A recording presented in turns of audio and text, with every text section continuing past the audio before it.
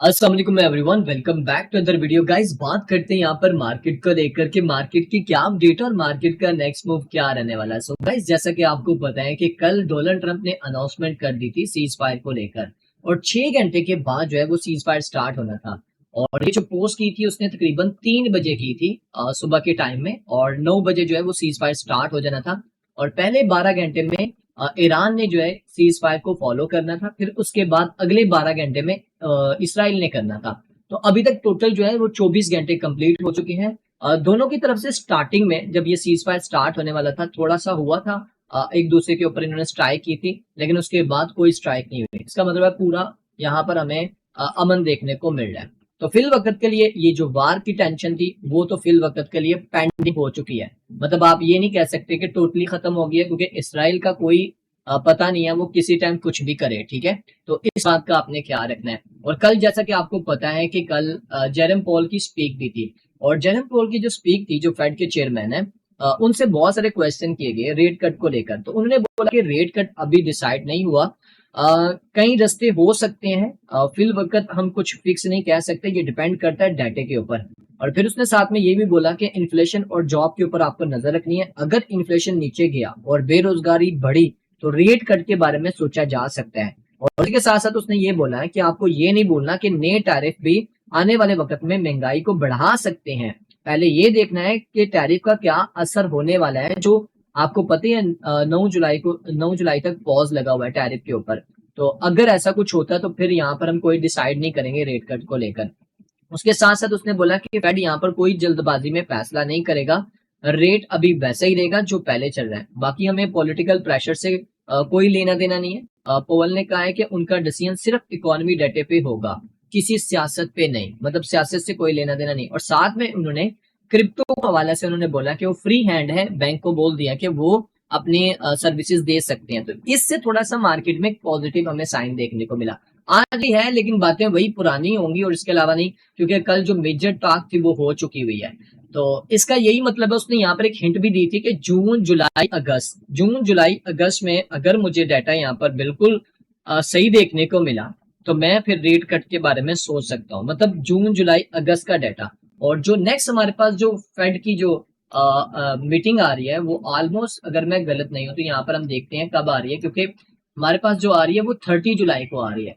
तो देखते हैं क्या होता है। मे बी हो सकता है कि फेड मंथ जुलाई में नहीं तो अगस्त के मिड में। अब जरूरी नहीं होता कि फेड की जिस दिन मीटिंग होगी उसी दिन ही वो रेट कट करेगा, वो दरमियान में भी कर सकता है, किसी टाइम भी आके वो कर सकता है। ठीक है, तो देखते हैं क्या होता है। अगर आप मुझसे पूछो क्या मंथ ऑफ जून कैसा रहेगा मार्केट के लिए, फिल वक्त के लिए मार्केट के लिए अच्छा साबित होगा, क्योंकि आपको पता है पिछले 12-13 दिन से मार्केट के ऊपर अच्छा खासा प्रेशर था। अब जारी बात है एक हफ्ता तो मार्केट एक अच्छे लेवल के ऊपर परफॉर्म करती हुई नजर आएगी। और डोनाल्ड ट्रंप भी अभी बिजी है, अभी बिजी चल रहा है, बहुत सारी मीटिंग्स वगैरह हो रही है, टैरिफ को लेकर भी बात नहीं हो रही। नेटो वगैरह को इकट्ठा किया हुआ है उसने, लेकिन अभी टैरिफ को लेकर बात नहीं हुई। लेकिन मंथ ऑफ जुलाई के स्टार्टिंग में भी हो सकता है वो टैरिफ को लेकर फिर से बातचीत करे और मार्केट के ऊपर हमें हल्का फुल्का प्रेशर देखने को मिले। और ये भी हो सकता है कि वो टैरिफ को डिले कर दे। 9 जुलाई को आपको पता है उसने पॉज लगाया हुआ था 9 जुलाई तक, अगर वो डिले कर देता मार्केट मजीद पंप कर सकती है।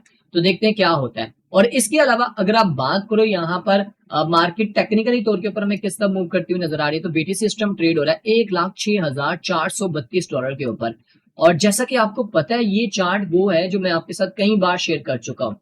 अब अगर आप यहाँ पर देखो इस ब्लैक लाइन से बीटीसी कई बार रिजेक्ट हुआ है मंथ ऑफ जून में। ये अगर आप देखो 2 जून को जब ये वीकली कैंडल यहाँ पर बनी थी उस वक्त भी यहाँ से इसी ब्लैक लाइन से इसको रिजेक्शन मिली। उसके बाद नेक्स्ट वीक से भी 9 जून को जो खत्म हुआ था उसमें भी इसको यहीं से ही रिजेक्शन मिली। हालांकि बीटीसी ऊपर गया था लेकिन फिर से दोबारा नीचे आया।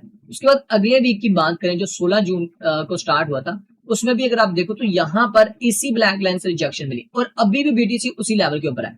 और अगर इस वीक की कैंडल क्लोजिंग इस ब्लैक लाइन से ऊपर हो गई तो फिर बीटीसी आपको एक न्यू ऑल टाइम हाई लगाता हुआ नजर आएगा। और अगर इसने फिर से इसके नीचे क्लोजिंग दे दी तो फिर ये दोबारा से कंसोलिडेशन जोन में आ सकता है। सो देखते हैं ऐसा होता है कि नहीं होता, और आई होप सो बीटीसी इस लेवल को ब्रेक करने में कामयाब हो जाएगा। अभी 4 दिन बाकी हैं इस वीक को कंप्लीट करने में, तो देखते हैं क्या करता है बीटीसी। और इसके अलावा अगर आपके साथ मैं कुछ और चार्ट भी बीटीसी के शेयर करूं तो यहाँ पर अगर आप देखो 4 घंटे के टाइम फ्रेम के ऊपर एक चैनल बना हुआ है, ये वाला चैनल जिसमें बीटीसी, ये देखो कंसोलिडेशन करता रहा। यहाँ पर देखें ये इसने हाई, फिर ये लो, फिर उसके बाद यहाँ से लिक्विडिटी ली, फिर उसके बाद अगर तो उसको यहाँ से रिजेक्शन मिली बीटीसी को तो ये दोबारा नीचे आ सकता है। आई होप सो ऐसा ना ही हो तो बेहतर है। अगर इसको रिजेक्शन मिली, अगर इसने इसको ब्रेकआउट कर दिया, अगर इसने इसको ब्रेकआउट कर दिया तो फिर चांसेस है बीटीसी यहाँ तक आएगा और यहाँ से फिर दोबारा नीचे और यहाँ से दोबारा बाउंस बैक कर सकता है। तो देखते हैं बीटीसी क्या करता है, आपने इसके ऊपर लाजमी नजर रखनी है। तो ये भी हो सकता है कि बीटीसी अगर इस लेवल से रिजेक्शन ले लेता है तो मैक्सिमम 1,04,700 तक आ सकता है। ऐसा मैं क्यों बोल रहा हूँ, अगर आप यहाँ पर लिक्विडेशन का हिट मैप देखते हो तो हमें अपर साइड की तरफ लिक्विडिटी देखने को मिल रही है, ये वाली लिक्विडिटी जो कि करीब है 1,07,200 और 1,08,000 के पास।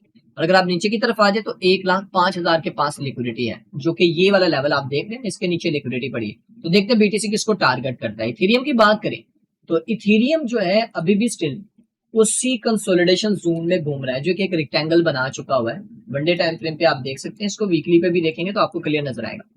तो अभी इसने क्लोजिंग तो इसके ऊपर दे दी हुई है वनडे की, तो अभी यहाँ से इथेरियम दोबारा अपसाइड की तरफ मूव कर सकता है, चांसेस हैं। अगर बीटीसी अपसाइड पे चाहता है तो चांसेस है, लेकिन मेरी नजर में इथेरियम का जो मेजर लेवल है वो ये वाला 2700 का लेवल। जब ये लेवल ब्रेक करके ऊपर क्लोजिंग देगा और चांसेस है इस बार ये पंप कर सकता है। बीटीसी की डोमिनेंस की बात करते हैं तो बीटीसी की डोमिनेंस कल हमने देखा रिजेक्ट होके नीचे आ रही थी, मतलब रिजेक्शन को खास इस लेवल से बनती नहीं थी, वो तो सीज फायर की वजह से यहाँ से बीटीसी की डोमिनेंस नीचे आई और दोबारा से अपसाइड पे जा रही।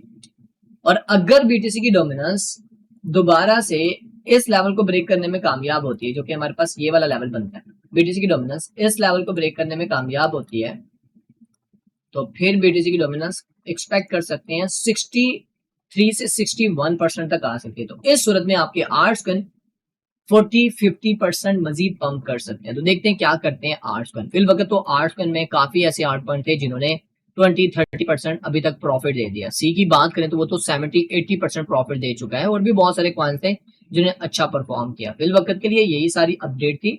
बाकी काफी मेंबर मुझे पूछ रहे थे क्या आर्ट्स कन को बाय करना चाहिए, तो देखो मैं आपको पिछले कई दिनों से बोल रहा था, आपको मैंने कई बार हिंट भी दी थी कि आप यहाँ से आर्ट्स कन को बाय कर सकते हो। 20 मई को भी बोला था आपको मैंने, ये लास्ट टाइम भी बोला था जब ये 21-22 जून में भी मैंने आपको बोला था कि आप आर्ट्स कन को एक्यूमुलेट कर सकते हो, क्योंकि आपको आर्ट्स इंडेक्स चार्ट बता रहा है कि यहाँ से आपको बाइंग करनी चाहिए। और रिकॉर्ड आपके सामने, इसमें कोई छुपी हुई चीजें नहीं है, इसको आप जाके चेक करेंगे तो आपको खुद पता चल जाएगा। फिल वक्त के लिए यही सब अपडेट थी। बाकी इंशाल्लाह कोशिश करूंगा कि आज की रात के लाइव सेशन में मैं बाकी की चीजें आपके साथ शेयर करूं।